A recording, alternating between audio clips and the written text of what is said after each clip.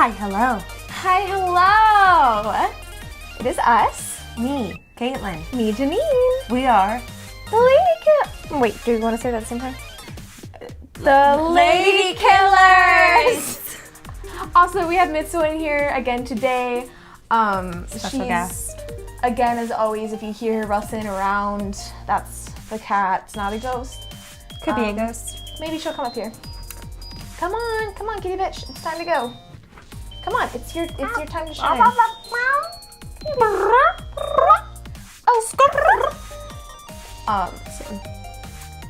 Anyways. So, Kaitlyn has something about us. Caitlin has something for us. Got a blast. Kaitlyn just came back from London. Yes, I did. England. Yes, I've been gone for 3 weeks now. I have not been in the States.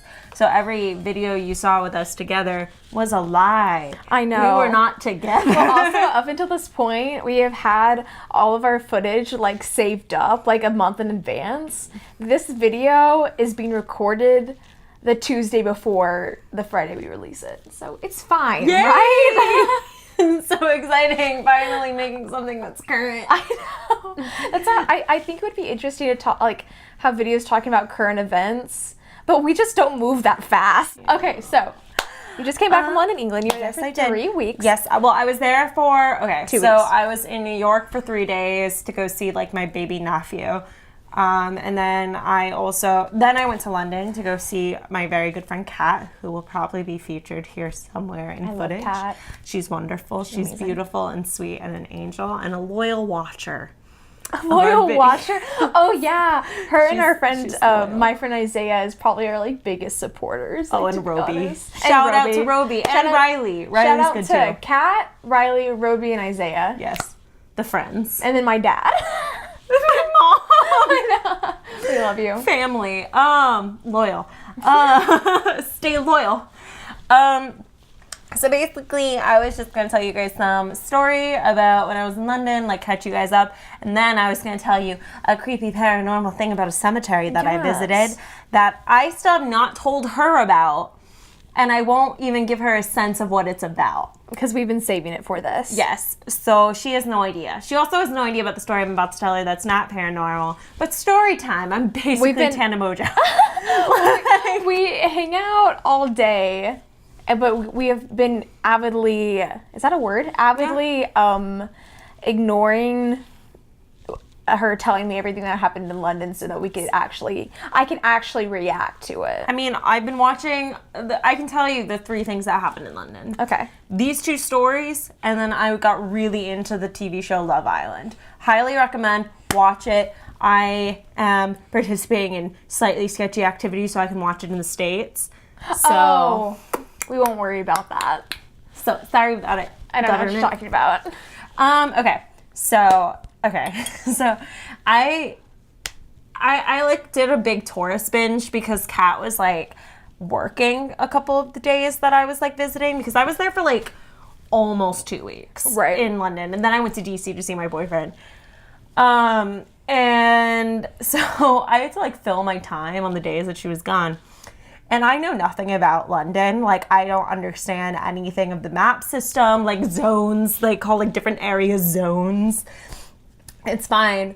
I also don't know where anything is. So I was looking for the Clink, which is like a really, really famous prison where like a lot of people were held way, way, way back in the day.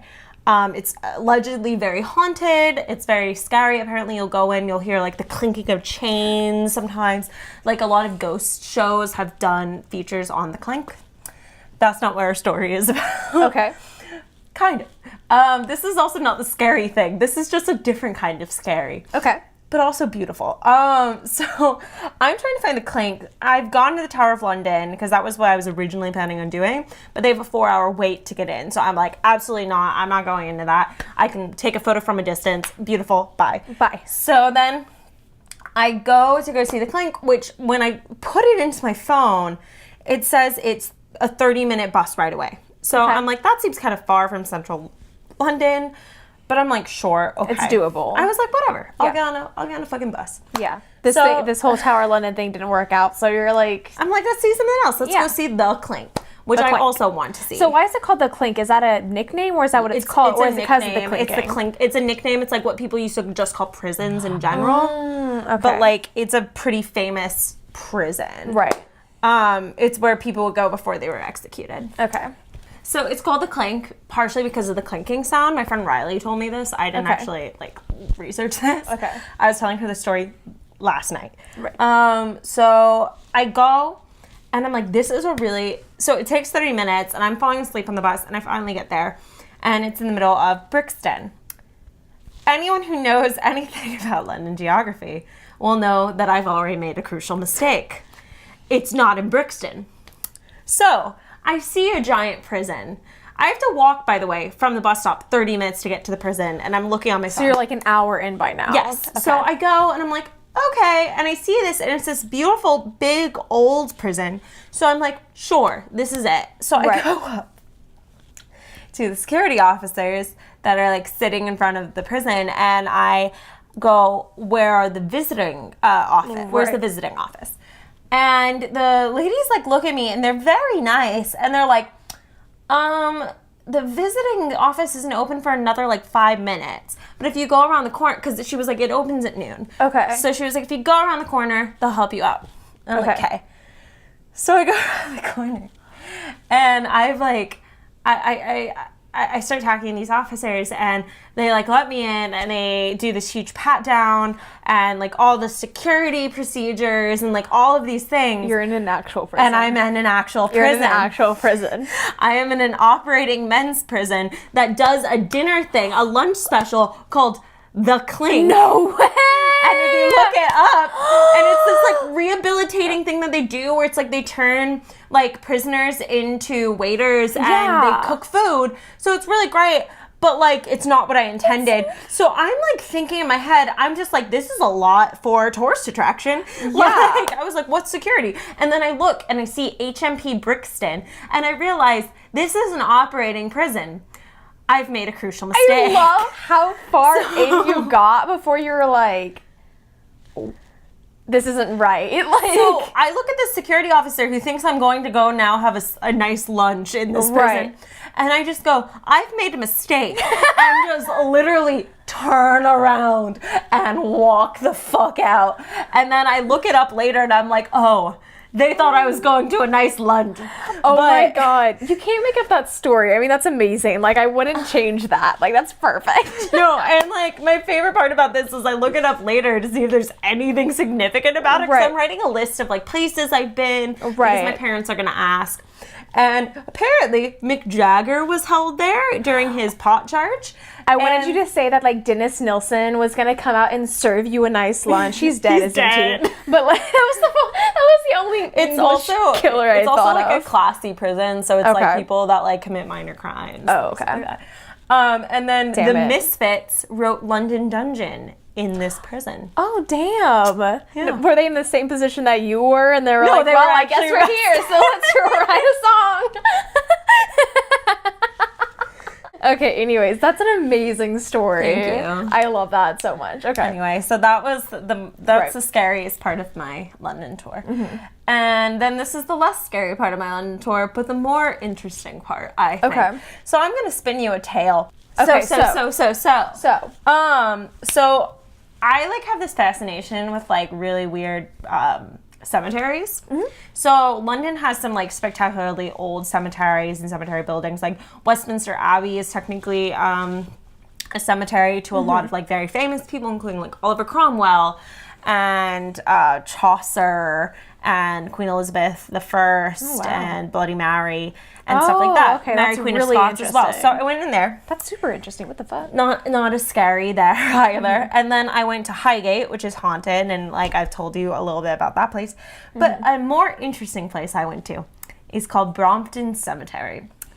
In Brompton Cemetery is Emmeline Pankhurst, who was a famous suffragette. There's also William Crookes, who was the inventor of sunglasses, and he was a chemist, scientist, a science journalist, and he also dabbled in the paranormal and really was interested in psychics. Okay. Fanny Braun, the lover of John Keats, is also housed. What? Oh my gosh, she's being so cute. I love you. Also housed there is Marchesa Luisa Casati, who is like a famous muse to a lot of painters and fashion designer. Like you'll hear like Marchesa bags and stuff like that. Okay, so Brompton Cemetery is one of London's magnificent 7 garden cemeteries, built in a ring around the capital in the 1830s to ease the city to overcrowd graveyards and provide public green space. Okay. People were also, like, the church was, like, over taxing people for locations, and also they were not protecting families against grave robbers. So their family might family member might legit get stolen or something like that, because they didn't really care. It was just like financial gain for the church and like whatever. So the 7 cemeteries in London are Kensal Green Cemetery, West Norwood Cemetery, Highgate Cemetery, Abbey Park Cemetery, Nunhead Cemetery, Brompton, and Tower Hamlets. That's Cemetery. cool. You went to 2 of the 7, so that's pretty awesome. I knocked out quite a few. So today it combines monuments, trees, and wildlife. There's about 35,000 gravestones. Some of them are just totally knocked over, and you can't even read them. It's so old.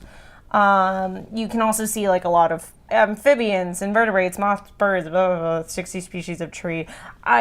It's just a park in addition to it is a cemetery. park. You can literally just walk through it and people will like play with their kids. And, oh, really? Yeah. Ooh, I love that. That's kind of eerie, huh? Okay. So, and like the cemetery also inspired local children's writer Beatrix Potter with names for some of her characters. So like Mr. McGregor is a person that was actually buried in Brompton Cemetery because she lived right by there. That's cool. Yeah, so that's the boring stuff, just to give you a sense. A background, set the setting. Okay. I like the history aspects too, like to be honest. Like I like hearing about the history of the places and stuff, especially with these like travel-y videos. So. Also, you're going to hear some more history. I appreciate it. Okay, let's go. So, there is a mausoleum in Brompton Cemetery. I will insert a photo here. It is eerie as hell. This 20-foot-high polished granite mausoleum dominates the landscape around it and is as unique as it bears no inscription. Kat walked literally by it and had the eeriest feeling in the world. She was like, I don't like it. And she like, we had remembered looking this up before we went to Brompton, what I'm about to tell you. Anyway, so it, as I said, it houses the remains of Hannah Courtoy and 2 of her 3 daughters, Marianne and Elizabeth. The other one's buried somewhere else. Hannah died on the 26th of January in 1849 and has been described as a mysterious society lady with fabulous wealth. Little is known about her life except she never married and inherited her fortune from an elderly merchant by the name of John Courtoy, from whom she took her name. It's possible she was also his mistress, and he may also have been the father of her 3 kids. Marianne, Elizabeth, and Susanna. Susanna's the 3rd one. There are rumors that Hannah may have also been the mistress to royalty and that she forged John Courtoy's will to get her hands on his fortune. Okay. So essentially, there's this woman in this mausoleum that has no inscription. It doesn't say Hannah Courtoy on it or any of her family. It doesn't say like Courtoy Mausoleum. And it has no key to get in. And there's no replacement key. Okay. So, as I said, Godson wants to go see his great-great-grandmother. Okay. Stephen Coates, the other man I mentioned, wants to get in because he thinks the tomb is a fully functioning Victorian time machine.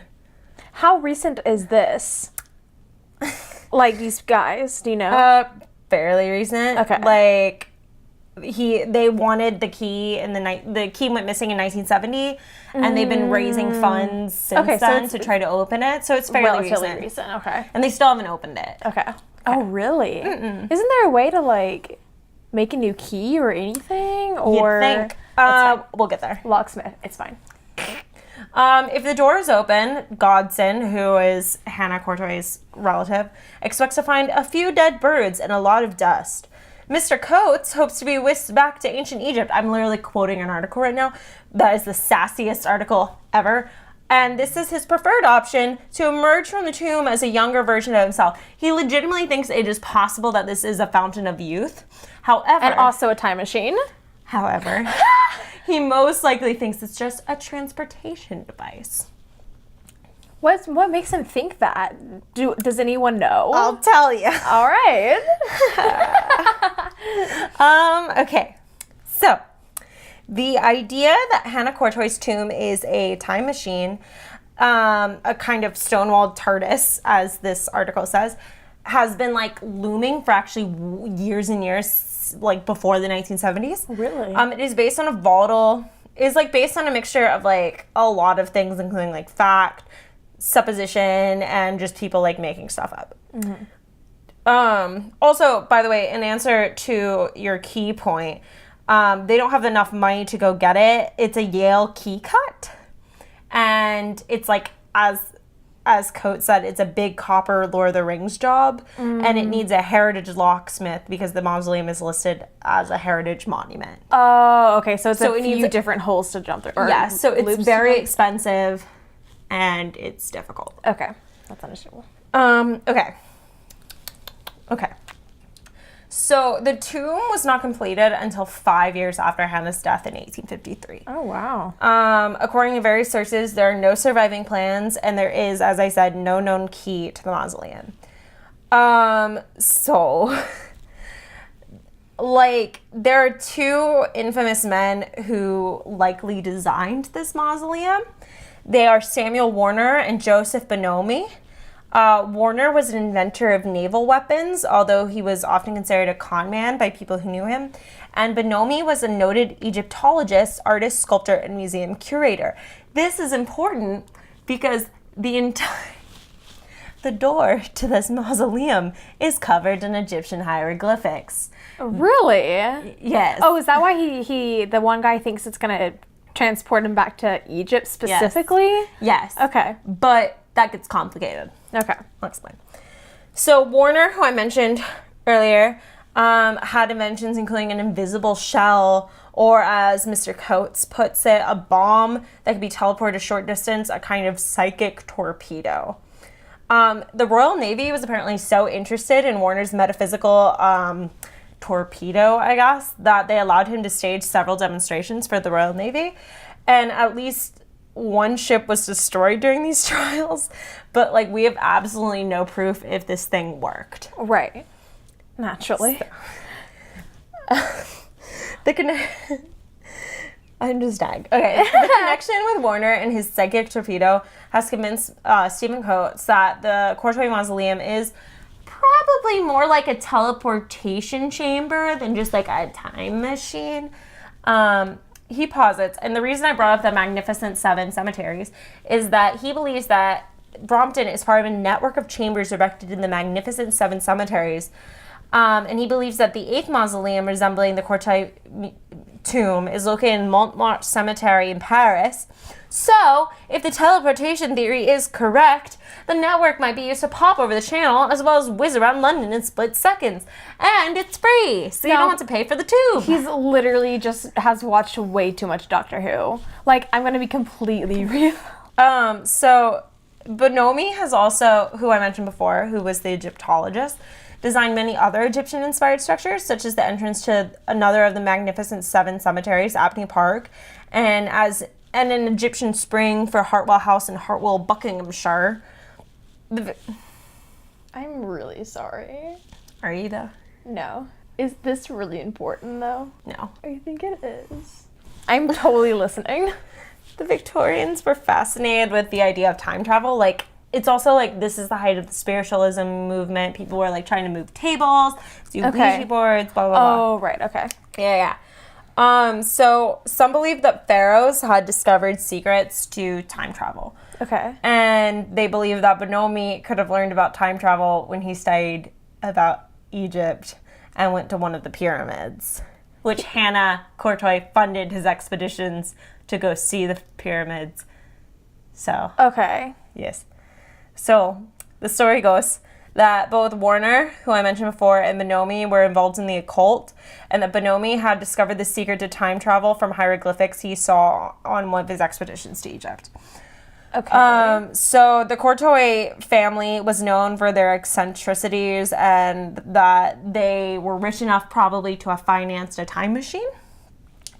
Warner died due to suspicious circumstances in 1853, which I'll get into in a second, when the mausoleum was finished. Some say he died because of what he discovered while working on the time machine, and that it is now housed in the mausoleum for safekeeping. So, like, there's a thing in there, like some kind of creature or, like, whatever. Area 59? Area 51? 51? It's 69. Like 69. I don't know. I pulled that number out of my ass. So it's like an Area 51, but for time travel and in England. And it's not no. There's no tape. You can literally go up to it. Really? I touched it. Yes. Oh my god. Okay. Some say that Bonomi killed Warner to stop the plans of the working time machine falling into the wrong hands. So others believe that Warner didn't die at all, and he's just somewhere in time. Is there any like fact to prove any of this or back this up, or to fuel these rumors further? How do I always ask it right before you address it? I need to stop. Samuel Warner and Joseph Bonomi are also buried in Brompton Cemetery. Okay. So Warner is in an unmarked grave. Okay. Which people think fuels the idea that he died under suspicious circumstances. Okay. Because his name isn't listed on it, and there's no evidence that his body is there. Okay. And Bonomi is only is a yard, I think, away from the mausoleum. Okay. And he has a large black headstone with a picture of the Egyptian god Anubis. Oh, okay. So there's a connection there, yeah? Yes. Okay. So people think, because due to the fact that Samuel Warner's body is questionable and Joseph Bonomi's like clear reference to the tomb. Right. Which also could just be his interest in Egyptology. Right. But it's fine. They think there must be some kind of like connection there. Weird. So really, the myth around this mausoleum gained a boost in 2003 when the Scottish musician Drew Mulholland, who records under the name Mount Vernon Astral Temple, put a photograph of the Courtrai Museum on the cover of his album Music That Destroys Itself. It shows a weird like vortex, like a time machine vortex, coming out of the tomb. Supporters of the time machine theory often claim it is significant that the Courtrai Museum is the only tomb in Brompton Cemetery for which there are no plans and no key. It is weird because most of the time cemeteries are heavily planned, heavily designed. Like they're very, especially these garden cemeteries where it's like they were normally owned by companies, not a church. Right. But Robert Stevenson, who is a cemetery, he is a cemetery guide, and his expertise in cemeteries has earned him the name Dr. Death, says there are no plans for several other prominent tombs in the cemetery, and although the key to the Courtrai Museum is missing, the popular idea that has not been opened since Hannah was laid to rest is apparently incorrect. Okay. The time machine theory, he says, is a lovely idea, and it's brought a lot of interest in the cemetery, but I wouldn't say I was totally behind it. Mr. Godson, who is related to Hannah Courtrai, is equally skeptical. He said it would be lovely if there was some substance to it, but he's very doubtful. Mr. Coates is not put off by this. He says, I know Mr. Godson's not a subscriber to the time machine theory, but that in itself is suspicious in my view. Okay. He says he's not, but like, who knows? So that's the mausoleum. But there's also apparently a creepy ghost driver running around Brompton, like a ghost driver. And his name is Percy Ian Lambert. He was the first person to drive the 100 miles per hour. And he was killed in a car crash when his tire burst at Brooklands Racetrack in November 1913. Oh, wow. Visitors to that circuit have often identified the shadow of a silent workman in overalls pointing across the track. On longer inspection, the figure vanishes. So apparently it's kind of weird that like his gravestone is also in the form of a tire. Oh, really? Yeah. Which is like his cause of death in a sense. The tomb is my favorite because literally, Kat, we had read that that there was like this like teleportation thing in Brompton Cemetery because we were looking for like scary stuff to go see, and Kat walks by it and goes, didn't we say there was something that was like a time machine? And I was like, yeah. And she was like, Can you like look up what it looks like? She goes, I don't feel so good. Oh, she had like a suspicious She was feeling. like, this is it. Oh my God. And then she was right. It was like the right one. That's crazy. And we both got like so creeped out by the hieroglyphics. It's so creepy. Yeah. Like, I'll show you guys like video and photo, but it's like so freaking creepy. Like, let me actually just show you right now. That's really creepy. Let me get your reaction right now. Do you see this? Cat looks so freaked out.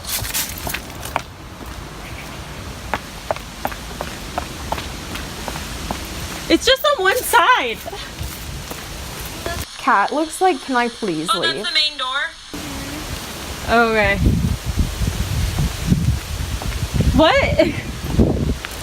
What? I wonder where like his is though, because it says that he also has hieroglyphics on his. But it's like creepy looking little hieroglyphics. It's a weird little mausoleum. I can't get behind the time travel theory. I'm really sorry about that. What do you think? Do you think it's possible? I won't judge you if you think so. Like, I don't, but like, It's kind of cool to think do I that. want it to be? I want it to be. There is something true. weird about it though, isn't No, there? it is such an off-putting mausoleum. I will say, like, when I went there, I felt grossly uncomfortable. Okay, so have you ever had like a weird knotted feeling in your stomach? No, that happened and, a lot when we went to Boston, when we were in Boston Commons, and there's literally a super old graveyard in the middle of Boston Commons. I went in there and I was like walking, I'll release the like travel vlog for some time to talk about it, but I was like walking down the main path and I kind of veered off of it, like kind of walking on top of the grave so I could get a better shot. Oh, we did that and it made me so And I uncomfortable. literally was like, I did that, and like, because there was other people doing it. Yeah. I mean, it's like okay as long as you're not like Yeah. being disrespectful, but I was like kind of walking through it so I get like a good shot of the whole like cemetery, and I was like, actually I think I need to go now, because it made me like, and I didn't until like I walked off, and I'm not like, I'm pretty skeptic about things, but it just made me super uncomfortable. No, like we went to Fanny like, I know the Braun's grave, feeling. and it's in the middle of a bunch of other graves. So it's like we had to step through like a bunch of graves and on top of like ground, and it made us so uncomfortable. But nothing made us as uncomfortable as literally being by that mausoleum. weird. We both were just like, I wish I had more theories about it, because that's really, really strange. I definitely think there's a chance they thought that they were like working on a time machine. And that's possible. Like, I don't do think it I actually think there is is a time machine in there? No. But maybe Like, they thought that's what they thought. Maybe that could explain why it looks the way that it does. yeah, I'm like And it's a pretty decent sized mausoleum as it's well. huge, and it does house 3 people. Okay. So it's like it's 3 bodies, but it is strange. Because Stevenson says, the guy that's Dr. Death, he like looks at cemetery guides. He says it's been opened since her death, but he doesn't give like specific examples of like when and like what they saw inside it. Oh. So I am kind of like, It's kind of like an Area 51 type thing. What if it had to do with aliens? Okay, in like saying aliens are real in the sense of, you know, the I think aliens are real. but like, the odds are. what if it was like a weird alien thing? I'm sure that has to be a theory somewhere. I'm sure. If they're so like under wraps about it, you know? I'm like sure, because like I feel like Egypt and aliens like That's go what I'm hand in saying. hand Yeah, anyway, sorry, like in a lot baby. of like conspiracy theories and stuff like that. That's what I'm saying. So I'm like, maybe I could see that. Or at least maybe that was like the intention, or, you know, whoever made it initially might have like had some kind of fascination with either time travel or aliens and ancient Egypt, or maybe there's some crossover there. Yeah, like I have no idea. We haven't done, maybe there is theories on that. We haven't done any research on it, but you know how like you were asking me what kind of video it was, and I was like, I don't know what to tell you. right. Like, do I was you like, is get it what I mean? Like, I paranormal? don't. Like, it's paranormal, kinda. It's more like science fiction. it's kind of sci-fi. Yeah, and I'm like, I don't really know how to classify that. No.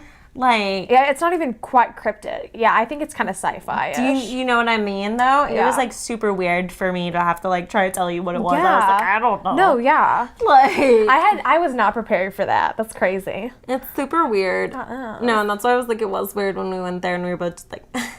That, like, y'all both just like had the feeling. There's something about that. Like, I don't always but I don't always like believe weird theories like that, but I do trust like human instinct and the iffy feelings that you get in being in places like that, and I trust that more than anything. There was something creepy there. Yeah. I don't know what it was, but there was something creepy there. But yeah, it was actually terrifyingly creepy, and you should go. Spooky. Spooks. Super sci-fi.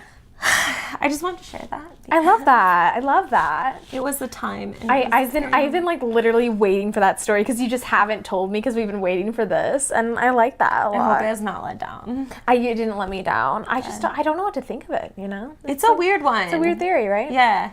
I don't know. Okay, cool. It's Wow. like the Mothman. I don't think it's real, but is it fine? It's very like the demon goat man. You know, it's that kind of stuff to me where I love to believe in it, but I just don't. Yeah. But it is really interesting, and it's It's fun. it's either fun. way. It is fun. So. Okay. Okay, no.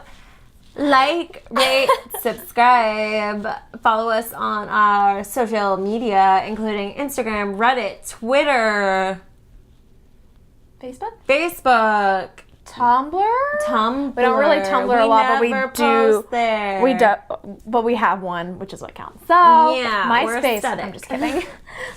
Static. Well, so we never know how to end these. It's always so like, what are we forgetting? Because then comment down below. Oh, hit the bell notification icon. Yes. And comment down below what you think the tomb holds. Yes.